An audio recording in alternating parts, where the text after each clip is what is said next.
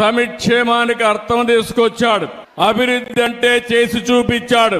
సంస్కరణలకు నాంది పలికారు. తెలుగు వారికి గౌరవం ఉండేది కాదు, మనలందరినీ మదరాసి అని పిలిచేవారు. అలాంటిది ఢిల్లీని గజ గజలాడించడమే కాకుండా తెలుగు వారి యొక్క గుర్తింపును తెచ్చిన ఏకైక నాయకుడు ఎన్టీఆర్. ఇంకో పక్క మీరు చూస్తే సమిక్షేమానికి అర్థం తీసుకొచ్చాడు.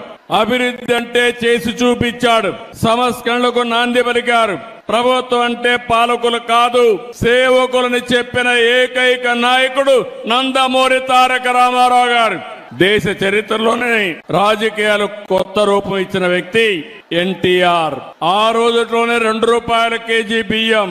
ఈ రోజు దేశమంతా కూడా ఫుడ్ సెక్యూరిటీగా మారే పరిస్థితికి వచ్చింది. ఇంకొక పక్క మీరు చూస్తే ఆ రోజు ఆయన ఇచ్చిన పింఛను ₹35, ఈ రోజు ₹4,000 ఇస్తున్నామంటే అది తెలుగుదేశం పార్టీ చరిత్ర.